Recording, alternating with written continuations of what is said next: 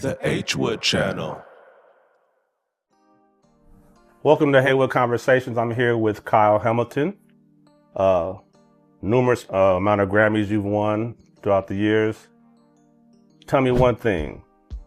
What is it like to be in a business where you're mixing stars, you're traveling the world? What is that like? Actually, it's mind blowing because, coming from Pasadena, California, where, it's about, whatever it ain't about your dreams. It's about, what you should do. When your friends tell you that you ain't gonna ever be an engineer, or that dream is out of reach, to now be in the game for 33 years next month. No, 33 years in March. Wow. To mix some of the greatest iconic artists out there, to be a part of some of the biggest shows ever in the world. It's a huge, it's like a stamp of, acknowledgement, saying that, I did it. When Right. everybody says, especially the close one, says you can't. Right. When you hear that and you are where you are now, do you hear yourself saying, I told you so? Or you just keep it pushing? Like, what goes through your mind when you see them friends you haven't seen in years, and now they're like, man, you're doing it? What goes through your mind? Not I told you so, I just do what I do. And when I see him, I'm still the same cat, Right. That followed his dreams. A lot of people want to be, go by the book, but, the book isn't everybody's blueprint to success. Right. Everybody's roadmap to success is different. I follow my dreams, and it made me successful. It gave me a lifestyle that I would have never had in 2 or 3 lifetimes. Oh, wow. I've been places that, I would never fathom going to if it hadn't for being in the music. What made you want to start doing music, live shows? Well, because the studio almost died. Well, public studios for the most part have almost died. Right. Because of the invention of Pro Tools. You have a fast computer and some great monitors, you can mix a record in your room. Right. So, big budgets change, so, when I wanted to be ahead of the curve, when I saw that it was shifting from major studios to, like camps. Right. Or just, working out of a home studio. Wow. Yeah, my environment's different nowadays. The console you're working on, tell me a little bit about that. This is a Digico Quantum 338. This desk is a workhorse. Sonically, it gives me everything I'm looking for. And, today I'm building a show that I'm about to go out on tour with. Right. And, it has everything that I need. And honestly, from what I'm listening to right now, when you do the mix and you listen to it in your car, your mobile office, I have 0 plugins right now, and this is actually slapping. I'm everything I'm using right now is on board on the console, nothing external, and I'm getting incredible results. Not to say that plugins are necessary. But sometimes you want to get some little extra taste, whatever, extra flavors, different seasonings that you want to put into your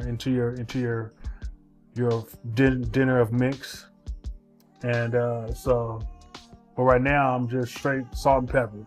Right. So, what version of the of this machine? What version is? But you worked on many versions of theirs, right? Yeah, this is a 338. My preference is the 852, which is the grandfather big one. Okay. Well, the big brother of all of them. But prior to this series, I had the Digico SD7. So what does this machine allow you to do that older versions don't allow you to do?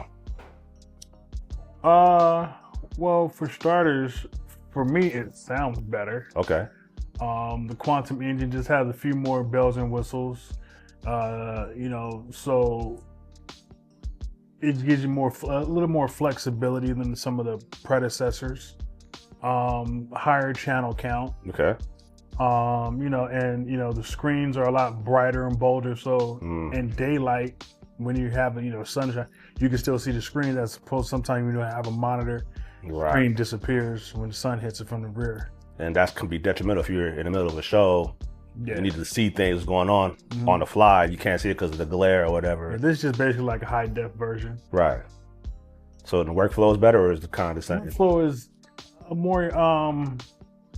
Workflow is definitely better. More encoders at your fingertips. Right. I'm not a person that like to flip through pages. Exactly. I want it to be almost like a analog desk where everything's at your fingertips. Right. So the more surface area of buttons that I have, the better, and the least amount of time flipping through pages. So wow. So what are you looking for in a live show? What things are you looking out for? Are you in the song? Are you looking for, okay, if mistakes may happen, how do I get on it? What goes through your mind? I'm looking at controlling the environment. Right. I want to, have the audience leave the show like every emotion they had when they heard the record. Right. To have the same emotions live, but get the experience that the band is presenting to the world. Okay. So my approach is the record with a live feel. Okay. Gotcha. So how do you control that when you have people who are up close, good row seats versus people maybe in the nosebleeds? How do you get to sound good for the overall experience? Unfortunately, when you're in the nosebleed seats, you pay just to be in the building. You pay to just get the energy. Right. Now, does it sound okay up there? Yeah, but it doesn't have the same impact that it has on the floor. Right. Nosebleed versus, the floor where you have more energy from the PA is focused in those areas. Right. Than in the nosebleed and the rafters. But, I want them to have, the best music experience possible up there, but unfortunately that's not really my concern. Right. There's only so much we can do. Right. That was going to be my next question. Because of that, are the higher ups wanting you to have them have the same experience as the people on the floor, or do they understand they as well? Look for that, but I'm like, look, they didn't pay for the experience. They paid to be in the building. Oh, woo. If you're paying for the experience, you'll be in an area where there's multiple cabinets, right, not just a couple angled at you, and then some fills up there just to kind of soak it up. But when you're at the back of the room, you're hearing the reflections of the room, right? And you're not in you get an experience, but it's not what the people on the floor or in the mezzanine are getting. It's kind of like you're out the bubble a little bit, huh? Unfortunately, if you're going to pay to be out the bubble, that's what you get. So there's tears to life. Hey, yes, there is. Man, I've been to plenty of your shows, man. You have it rocking. I wonder the appreciation you get from the artists when you finish. What is that like, man? Rock the show, man. It's good. Mm-hmm. It's indifferent. Okay. Sometimes, they may, it was a great show. Sometimes they may not say nothing. But at the end of the day, we're just long-term rentals out here. Gotcha. It's not here to become friends with the artist. It's we're here for a service. Right. If we become cool over time, so be it. If not, if they paid me to do a service, I did the service. I received my direct deposit on Friday, exchanging. So and then we give them comfort and peace of mind. But again, artists are all over the place, and when you come here, you shouldn't come out on the road to try to become chummy. Right. It ain't about that. The road is for you to do your thing and keep it pushing. And again, if you develop a relationship over time, great. If not, hey, you did your job. Right. Yeah. Wow. It seems like you take pride in your craft over other engineers. I went to their shows. Where does that come from? Well, I would say the pride comes from doing your homework. You know, I don't mix it from my perspective. Okay. I mix it from the perspective of what the album's doing and what the band is doing. And that communication gives a nice marriage. So if you're mixing blind, say you use like guitar, usually because you're a guitar player. Right. So then you have guitar blaring over everything. You're doing the song a disservice because it's not guitar specific. Right. Now, if it's a guitar solo, then you give it a tasteful fade in and fade out. You know, you make it, you feature it for that moment in time. Right. Then you put it back in the mix. But like, you know, you have to be true to the record. Artists, the audience and the patrons have paid to hear the song that's a platinum record. Right. They're not coming to hear your rendition of it. You know, so you have to give them what they paid for. Right. I was wondering, in your position, you have the artists who you're trying to please, and you have the managers and, you know, the artists. How do you manage that? I please myself. Okay. You hire me because you like what I do. Exactly. Okay. So if I have to please, and not only that, I have to please 20,000 people on any given moment, on any given night. So if I'm trying to please them, everybody has a different taste. Now, you came to my restaurant for my recipe to make the music how it sounds. Right. So you like the artist likes the way I mix. So then I'm gonna do what I do. You either like it or you don't. That's if you can, if you don't like what I'm doing, then okay, it didn't work out. Right. But to be blessed to be in the industry for 33 years, I guess people like my cooking. Hey, amen to that for sure. Yo, so we're going back to this board right here. When you first saw this, is it confusing to see all these buttons and colors, or you automatically know what's going on, where to go? Well, nah, because here's the thing. You know, one fader, Right. in the center, you know the whole desk. Right. It all repeats itself. The only part that is a little different is the master section we have, because that's the control center. But you know, one fader channel strip, and you know the master part of the console. You know the whole desk. Is that middle screen is a touch screen? Yeah. How's it response? Is it like an iPad or a little delay? Well, iPad you could use a stylus. Just prefer your finger or touchscreen specific stylus. It's a regular like an Apple Pen. Right. Won't work on here. Work on that. Oh, okay. So you have to use their peripherals in order for it. Yeah. Okay. Wow. Man, much success to you, man. You were doing your thing. You have really changed the game. You work with probably every R&B artist or close to it, right? Yeah. Okay.